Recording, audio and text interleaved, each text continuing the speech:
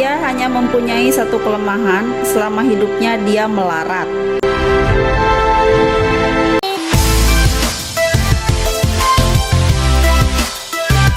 Siapa yang tak mengenal Haji Agus Salim? Seorang diplomat ulung berjuluk Grand Old Man of the Republic alias sesepuh Republik yang agung, yang diakui reputasinya oleh kawan maupun lawan. Kepiawaiannya dalam berkomunikasi dan berdiplomasi yang masyhur hingga dikagumi tokoh-tokoh diplomat ulung dunia di era setelah kemerdekaan. Awal abad 20, lelaki jenius ini sebetulnya telah mendapatkan kedudukan yang cukup mewah, menjadi konsulat Hindia Belanda di Arab Saudi. Gajinya mencapai 200 gulden per bulan. Sebagai gambaran, dengan 15 gulden, sebuah keluarga dengan 3 anak saja sudah bisa hidup layak. Namun, ia memilih keluar dan memilih berjuang bersama Cokro Aminoto di Sarekat Islam.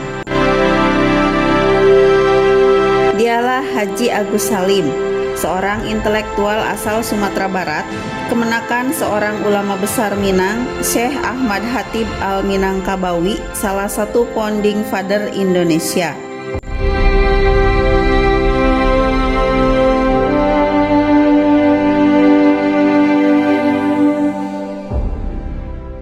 Menteri Muda Luar Negeri di awal kemerdekaan ini memang dikenal seorang poliglot.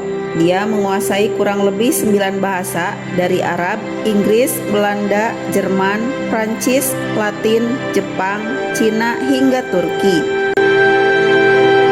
Ini belum termasuk penguasaannya atas beberapa bahasa daerah di luar Minang tentunya. Bakat ini menjadikannya memiliki kecerdasan linguistik yang tinggi. Kapasitas ini pula yang menjadikan kontribusi Agus Salim bagi Republik di awal kemerdekaan tak bisa dipandang sebelah mata. Ia banyak berperan penting dalam mencari dukungan pengakuan internasional hingga menjaga marwah Indonesia di meja-meja perundingan internasional. Kejeniusannya pun diakui para diplomat kelas dunia. Lord Killer, seorang diplomat ulung yang diutus pemerintah Inggris dalam perundingan Linggarjati, sampai terpesona dengan kepiawaian komunikasi Agus Salim. Mereka menemukan seorang seperti Haji Salim yang mahir dalam beberapa bahasa Eropa Barat dan bercakap-cakap dengan diplomat-diplomat tingkatan atas mereka. Seolah-olah diplomasi bagi bangsa Indonesia suatu pekerjaan yang sudah dijalankan berabad-abad.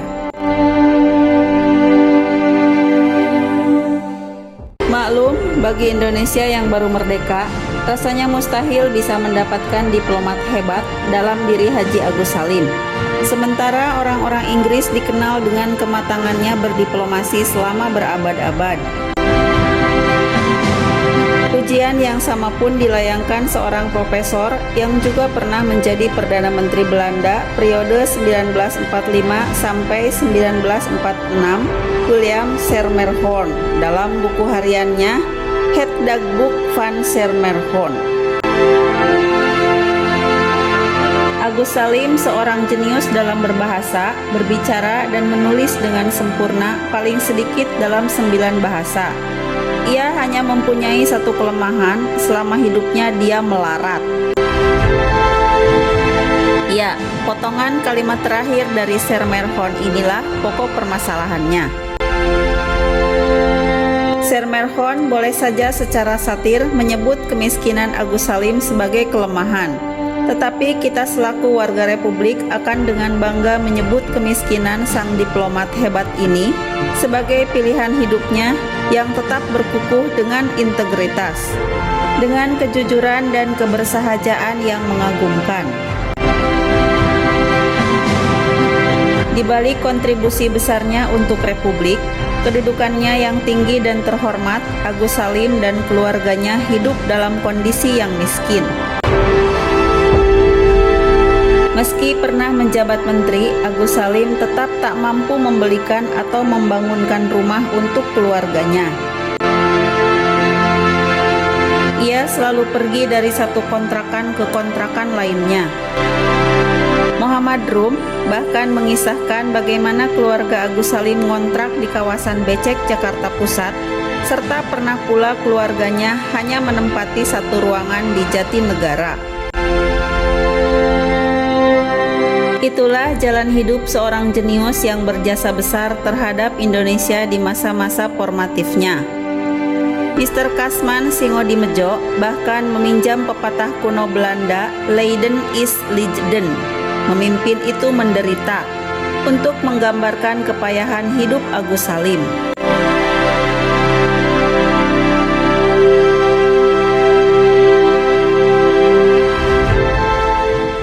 Ada lagi Muhammad Nasir, tokoh penting Masyumi, pernah menduduki kursi Perdana Menteri, pencetus mosi integral yang menjaga utuhnya NKRI. Hidupnya juga amat sederhana. Konon, jas kebesarannya saja penuh tambal sulam.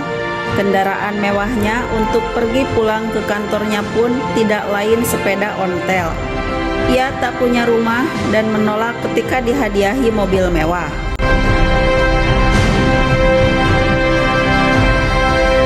Kisah kesederhanaan berikutnya yang cukup fenomenal adalah sosok proklamator Muhammad Hatta. Minister-president Muhammad Hatta.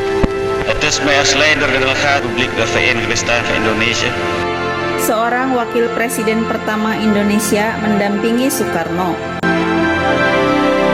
Perumus ekonomi koperasi yang bersemangat sosialisme religius. Tetapi sampai akhir hayatnya tak mampu mewujudkan impiannya membeli sepatu Bali. Hatta adalah orang besar yang hidup sederhana karena menjaga integritasnya. Sampai-sampai kepergiannya di tahun 1980 diabadikan oleh Iwan Fals menjadi sebuah lagu.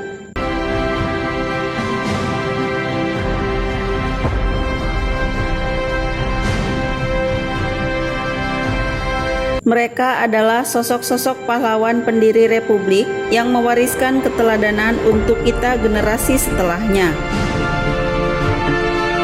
Popularitas dan jabatan tak lantas melunturkan kejujuran mereka.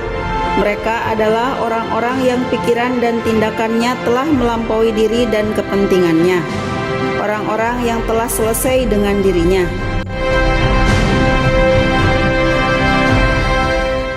Yaitu penyerahan kedaulatan yang penuh dan nyata kepada bangsa Indonesia dengan tiada bersyarat.